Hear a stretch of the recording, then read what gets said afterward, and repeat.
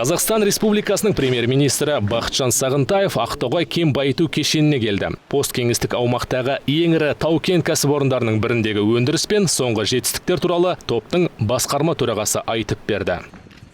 Үкімет басшысы карьер мен тотыққан кенді қайта өңдеу кешенін аралады. Сонымен қатар ол ақпан айында алғашқы тауарлы мыс концентратын өндірген сульфидті кендерді қайта өңдейтін фабриканың жұмысымен де танысты. Бұған дейін осы оқиғаға арнап мұнда топтың басқарма төрағасының, жергілікті билік өкілдерінің және шетелдік серіктестер мен журналистердің қатысуымен салтанатты шара өтті.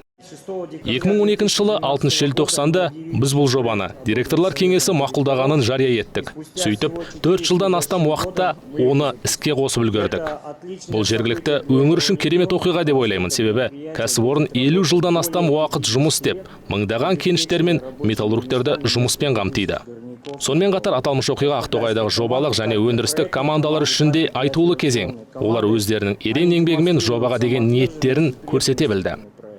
Естеріңізге сала кетсек, Ақтоғай сульфид фабрикасы жобалық өндіріс деңгейіне биылғы жылдың екінші жартысында жетуді жоспарлап отыр. Мұндағы сынақ және іске қосу реттеу жұмыстары өткен жылдың 6 желтоқсанда басталды. Сульфидті кенді қайта өңдеудің жылдық қуаты 25 миллион тоннаны құрайды. Алғашқы 10 жылда мұнда жыл сайын сульфидті кен учаскесінен катод эквивалентіндегі 90 мың тонна мыс, ал тотыққан кен учаскесінен 15 мың тонна катодты мыс өндіріледі.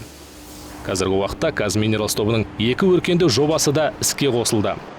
Келесі жылы өндіріс көлемі 300 мың тонна мыс деңгейінде болса, аталмыш жобалар компания өнімінің 80%-ын өндіретін болады.